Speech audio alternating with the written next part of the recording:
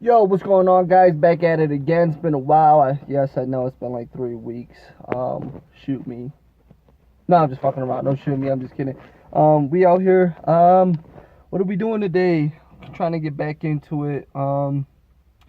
So, what have I been doing? I've been chilling, working, got a new job. But that's just a little update of what I've been doing. You know, just working, trying to focus on that a little bit more. Going to quit AutoZone because fucking, why would you want to? You know what? There's comments out there that shouldn't be said. But anyways, so what are we doing today? So today, so all right. So as you guys know, if you guys follow me on my Instagram, I ended up buying a radiator fan, but what happened was the radiator fan works. It's just my radiator, the temperature switch doesn't work. But I'm just gonna go ahead and pretty much do a toggle switch install for you guys, so you guys can see what it looks like. For those that don't know how to do shit, pretty much what you gotta do is find a 12-volt consistent source every time you turn the key on, whatnot. For me, I like to use the cigarette lighter. So we're gonna go ahead and use the cigarette lighter. We're gonna tap into that. We're gonna use that to install the new toggle switch, so we can run power to the fan. Where I'm gonna install this now, if you guys seen inside of my vehicle, inside of my 1996 Honda, it's pretty much plain, which I'm trying to go for. So I'll just switch over and give you guys an idea of what I'm talking about. So yeah, it's just a plain Jane. Everything's more stealth. Like, I got my oil pressure switch down there. I got my boost gauge sitting right there. Most people think it's a clock. It's not a clock. Where I'm gonna install this is right in here, which is gonna be low key. That just pops right off. So we're gonna take that. We're gonna put a little insert into there, about the same diameter, because this screws right off. We'll end up taking that, measuring that out, and pretty much cutting a hole into this so that we can go in and pretty much keep it steady, nice and good. So what I have here is I went to AutoZone, picked up some 14 gauge wire, 100 foot. I ended up getting this so that it'll reach the front and the rear. There's going to be wires all over. I'm going to stick them underneath the dash. We'll go ahead and, what else do I have? I got some butt connectors, or some female connectors here, to go onto the back of this. Now make sure when you guys actually buy something like this, you guys know the size, because some of them are thinner, like the actual male end, the plug-in piece.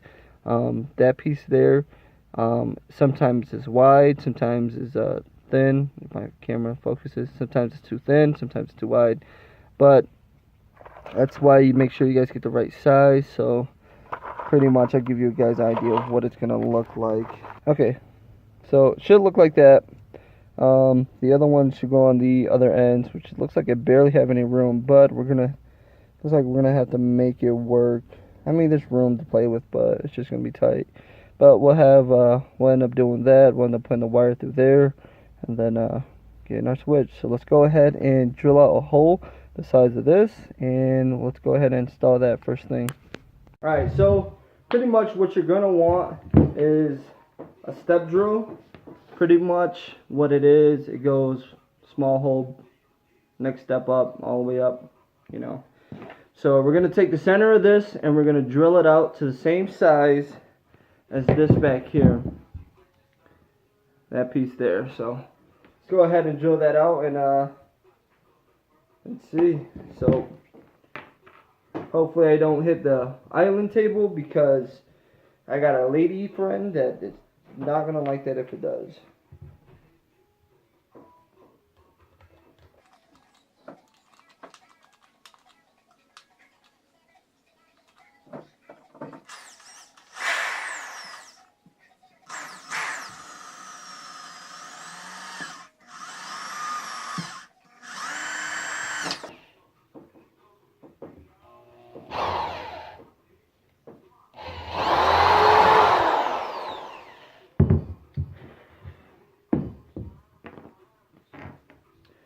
Alright, so we got our hole now drilled out.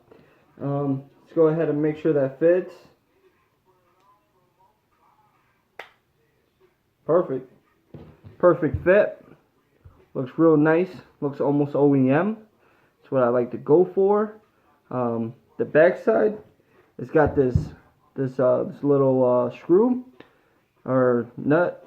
It's got this plastic nut that you're going to go ahead and put on the back side of it to tighten it down. So now that that's done, we'll go ahead and clean up my mess before she gets home, and pretty much gives me a mouthful of fucking fucking just don't want to talk shit to me. Alright, so had to put my hat on, hair's looking all extra crazy and stuff. So what I like to do, since I drilled this piece out and everything, as you guys can see, you got a nice little hole in there. I like to clean it up a little bit. So I'll just go in here and pull the extra off, little pieces and stuff like that, and just shove them out the window.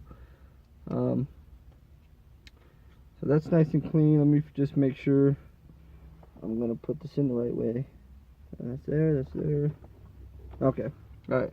So what I like to do is, you see this little red dot?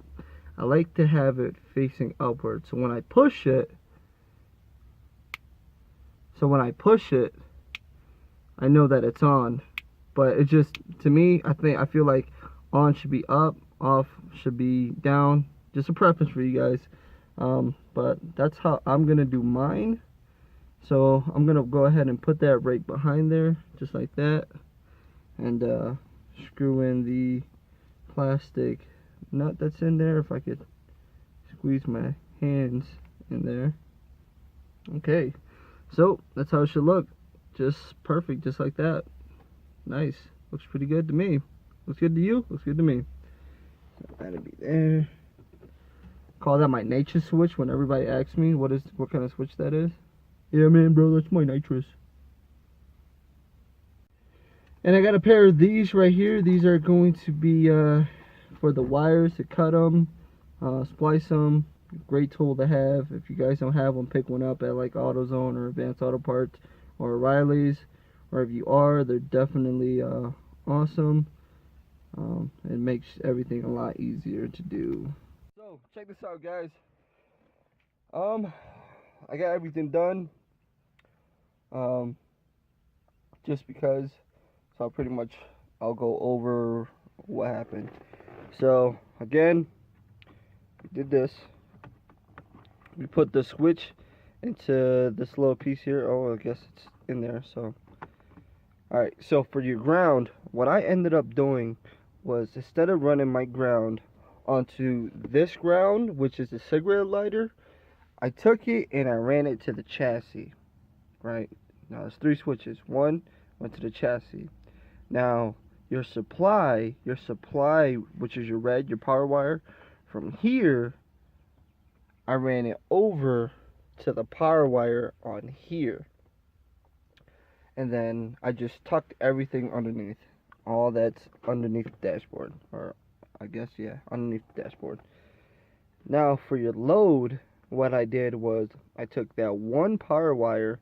When you go on and it turns it on, that one power wire, it goes straight over into the fan itself. So that wire is going underneath my dashboard, and then going into where my ECU is, up through the firewall, over through the engine bay, and then down into the fan. So that wire ran through where the ECU wire goes through. I ran it through here with the rest of the wires. It breaks off and it goes into the fan.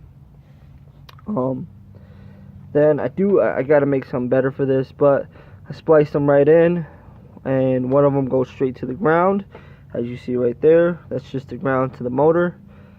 And then that main power wire, it's running to the actual switch itself.